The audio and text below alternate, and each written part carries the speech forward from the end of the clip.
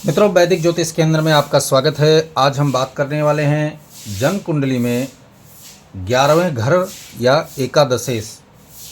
11वें घर के स्वामी की बात कर लो चाहे एकादशेश, दोनों का अर्थ एक ही होता है। 11वें घर के स्वामी यानी मालिक का संपूर्ण 12 भावों में बैठने का क्या फल होगा, उसके बारे में डिटेल से चर्चा करने वाले हैं मित्रों। तो ये जो मेष लग्न की कुंडली है, मेष लग्न की कुंडली में एकादशेश कौन बनता है, यहाँ देख सकते हैं। एकादशेश यहाँ होता है शनि। ठीक है, शनि ग्रह मेष लग्न की कुंडली में एकादशेश होता है। लग्नेश कौन होता है, मंगल होता है। भाग्येश कौन होता है, गुरु होता है। पंचमेश कौन है, सूर्य है। दशमेश कौन है, शनि है।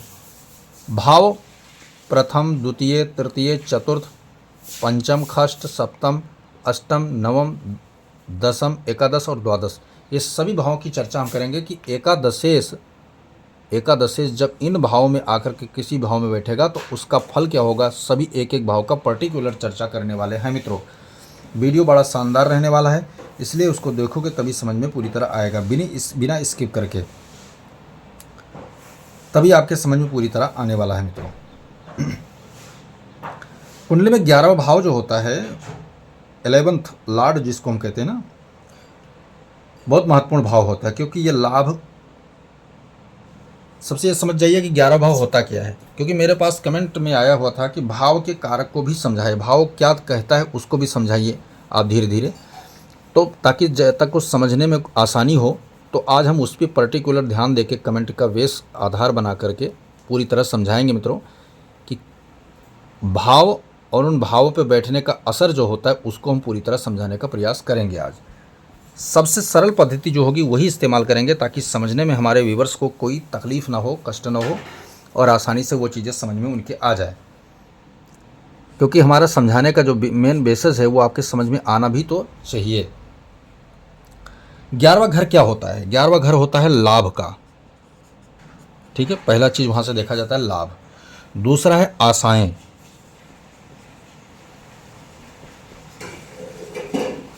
कोई आशा हो, खासकर बड़ी आशा, यहाँ से देखा जाता है। आशाएं हम तीसरे भाव से देखते हैं, लेकिन वहाँ छोटी आशाओं की बात की जाती है। दोस्त की अगर हम बात कर रहे हैं, दोस्त, तो हम 11वें घर से ही इसको देख सकते हैं। बात कर ले सपनों की, कि सपना देखते हो कि नहीं देखते हो, स्वप्न देखते हो नहीं देखते हो, तो स्वप्न भी हम 11वें घर से ही चर्चा करेंगे कि आपने स्वप्न देखा तो क्या है, अच्छा है वो नहीं। जुड़ाव, लोगों से कनेक्शन, जुड़ाव, या नेटवर्किंग की बात करें हम, नेटवर्क, तो ये 11वें घर से ही देखा जाता है। काम भावना जो होता है ना वो, और कन्या के लिए विशेषकर 11वां घर देखा जाता है। ठीक है, और ये बाधकेश भी होता है, यानी बाधक भी ही भाव कहा जाता है ज्योतिष में। तो इतना चीज़ों का विचार जो हम 11वें घर से मित्रों करते हैं।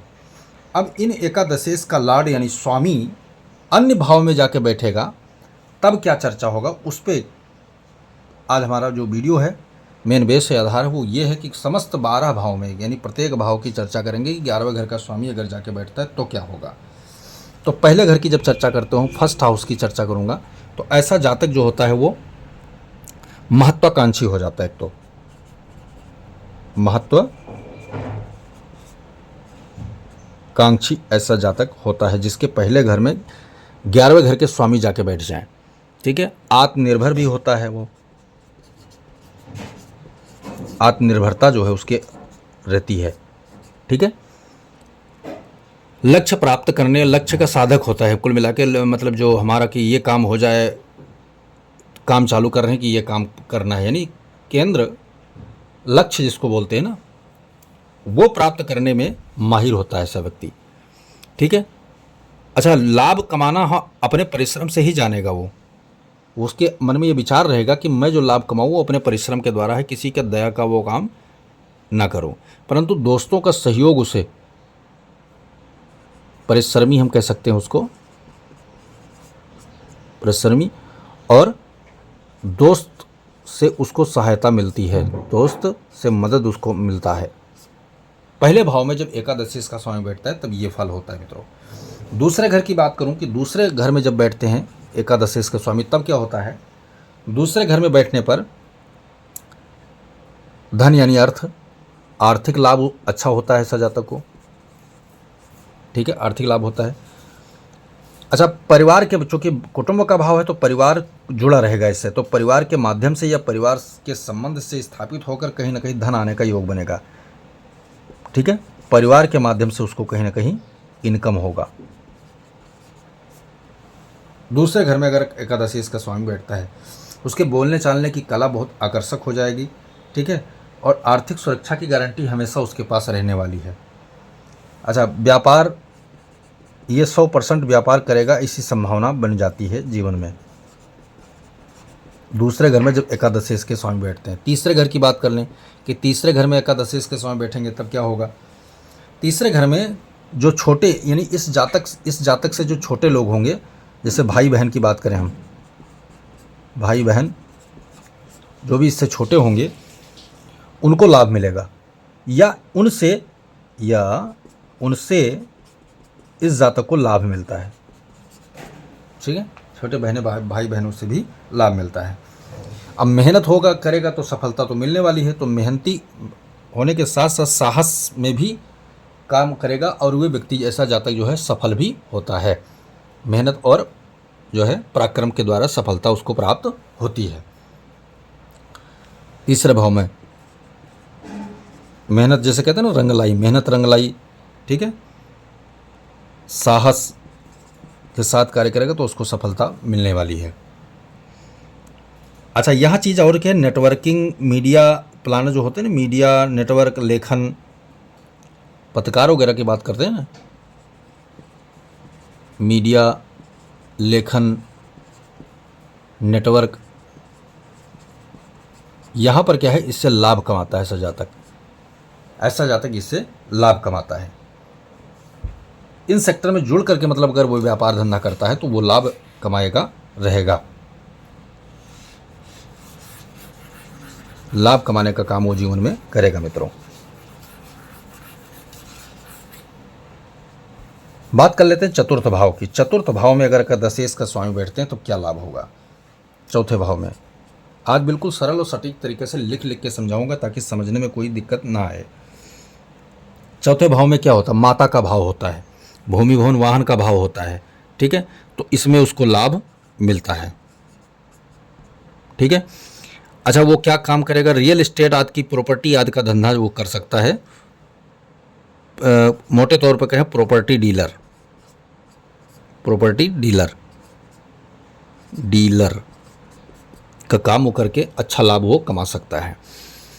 घरेलू सुख सुविधा के लिए मतलब उपकरणों को, वस्तुओं को जो है वो सुरक्षित रखने का काम करेगा, उनको जोड़ने का काम करेंगे ऐसे जातक लोग।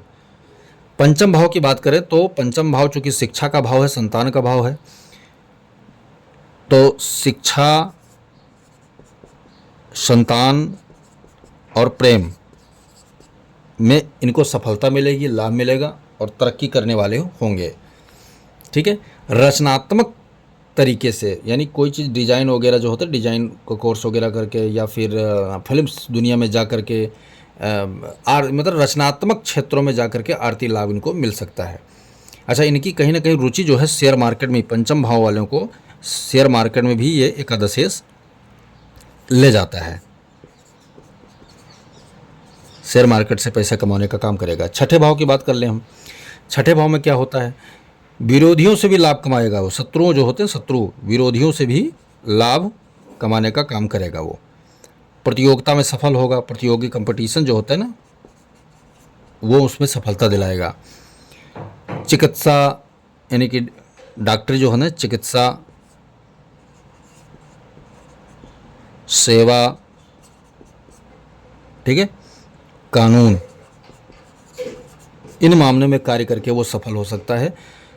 और कभी कभी क्या है कि रोगी और कर्ज के कारण उसकी आर्थिक स्थिति कई बार डगमगा सकती है, क्योंकि छठा भाव कर्ज का भी होता है।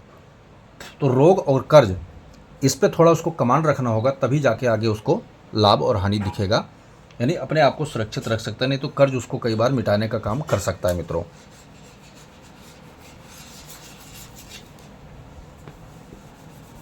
बात कर लेते हैं सप्तम भाव की। सप्तम भाव में अगर आपका एकादशेश जाके बैठता है तो उसका क्या फल होने वाला है। जीवन साथी के माध्यम से लाभ, जिसको हम पत्नी या पति कह सकते हैं, पति कह सकते हैं, उसमें जो है उसको लाभ दिखाई देगा और उसमें जो है लाभ कमाएगा। अच्छा, जो व्यापार का भाव भी है और पार्टनरशिप का भी भाव है, तो पार्टनरशिप के द्वारा किया गया व्यापार, पार्टनरशिप के द्वारा किया गया व्यापार लाभकारी उसको रहने वाला है। ठीक है, सप्तम भाव की बात कर रहा हूँ। जब विवाह के बाद आर्थिक स्थिति इसकी सुधरेगी कि कोई योग ही यही से बन रहा है। आर्थिक स्थिति का सुधार इसके जीवन में वो विवाह के उपरांत ही होने वाला है। तो सप्तम भाव में ये स्थिति रही। अष्टम भाव की बात कर लेते हैं। अष्टम भाव में क्या स्थितियाँ, अचानक धन प्राप्ति के योग इसके बन जाएंगे जीवन में। अचानक धन मिलने का योग इसके जीवन में बनेंगे। जैसे कैसे, कोई विरासत की चीज़ मिल जाए या कोई बीमा और पॉलिसी वगैरह से लाभ मिल जाए या कोई गड़ा धन मिल जाए, ऐसी चीज़ें उसको जीवन में मिलता है। थोड़ा संघर्ष का संकेत भी ये भाव देता है। चूँकि अष्टम भाव की मैं बात कर रहा हूँ, एकादशेश का ट्रांसफॉर्मेशन अष्टम भाव में हो रहा है, तो यहाँ पर क्या हो, संघर्ष तो जुड़ेगा ही जुड़ेगा। जीवन में संघर्ष करना पड़ेगा, कड़ी मेहनत मशक्क़त उसको करनी पड़ेगी।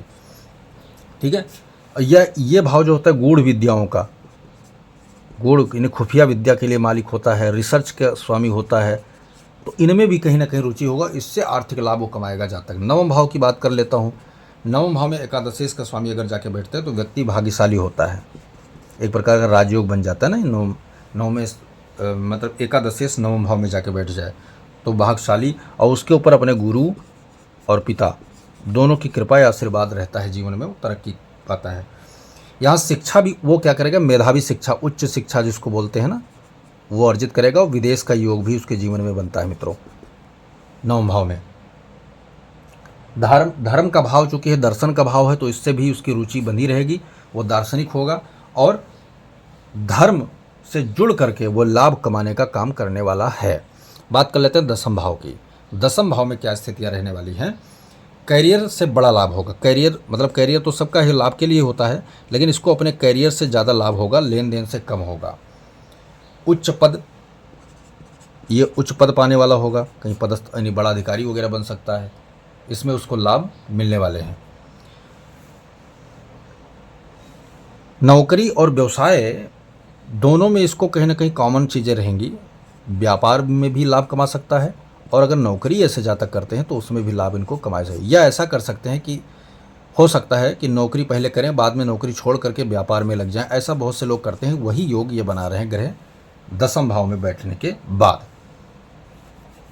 यदि जीवन में ऐसी स्थितियां आती हैं तो बहुत से लोग ऐसे होते हैं कि नौकरी छोड़ो, बाय बाय टाटा, अब हम बिजनेस में जाएंगे। या रिटायर होने के बाद कई लोग धंधा व्यापार जो है अपना खोल के बैठ जाते हैं। तो वो योग जो है, तीन ग्रह अगर आपके दसम भाव में शुक्र, शनि और सूर्य अगर बैठते हैं तो वो यही योग बनाते हैं जीवन में, ताकि वो आपके जीवन में सफलता दे सकें। राजयोग है तो राजयोग की तरह ही कार्य करेगा, तीन ग्रह मिल करके। बात कर लेते हैं 11वें घर की। जब 11वें घर की मैं चर्चा करता हूँ तो एकादशेश अपने ही घर में बैठा हुआ है, तो यहाँ पर क्या होगा, अप्रत्याशित, अप्रत्याशित यानी कि असीम, अखंड या अनंत कह सकते हैं, वो धन लाभ करवाएगा। इनकम, आपका आय स्रोत जो है निरंतर रहने वाला है। आर्थिक सफलता इसको बोल सकते हैं, यानी करोड़पति आप बनेंगे। आप करोड़पति और अरबपति भी बन सकते हैं। एकादशेश में ही बैठा रहा है तो वो क्या होता है, सबसे सुरक्षित ग्रह माना गया ना, तो उससे लाभ आपको मिलेगा। आपके संपर्क में जैसे दोस्त की बात करें, रिश्तेदारी की बात करें, रिश्तों की बात करें, संबंधों की बात करें, जो भी जिस क्षेत्र में सेक्टर में आप रहेंगे उसमें आपका दोस्त रिश्ते क्या है, खूब रहेंगे, अनगिनत रहेंगे। अच्छे कनेक्शन जिसको हम कह सकते हैं कि अच्छा संबंध, अच्छा रिलेटिव आप साबित होंगे। और धीरे धीरे ही सही लेकिन समस्त इच्छाओं को पूर्ण करने के लिए आप तत्पर रहेंगे और पूरी भी होंगी। 12वें घर की अगर मैं बात करता हूँ कि 12वें घर में एकादशेश जाएगा तब क्या लाभ देगा आप मित्रों, तो 12वें घर में एकादशेश के जाने से विदेश यात्रा आपका पक्का है और वहाँ से लाभ कमाएंगे, विदेश से लाभ होगा आपको। ठीक है, विदेश से आपको लाभ होगा। लेकिन खर्च का चूँकि भाव है 12वां, तो खर्च भी अधिक रहेगा, खर्च पे कंट्रोल नहीं कर पाएंगे आप। अध्यात्म से अगर जुड़ते हैं, पूजा पाठ, भजन कीर्तन, ईश्वर भक्ति अगर इससे जुड़ते हैं, तो क्या होगा कि आपको बुरे वक्त में भी आर्थिक संपत्ति का लाभ देगा और उससे बड़े हानि और खतरों से बचा सकता है। क्योंकि कभी कभी ऐसा जातक जो होगा लाभ की जगह हानि वाले क्षेत्र में कदम रख देता है। जहाँ हमें लाभ मिलना चाहिए तो 12वां घर जो होता है वो क्या करता है, आपको मोड़ देगा और हानि के क्षेत्र में आप जाकर काम करने लगेंगे। लेकिन अध्यात्म की चेतना अगर आपके अंदर है तो आपको उस हानि से जो है बचाने का काम करेगी।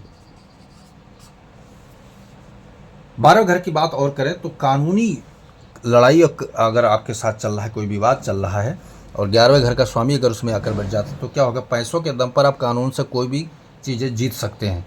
ऐसे लोग मुकदमा जीत जाते हैं।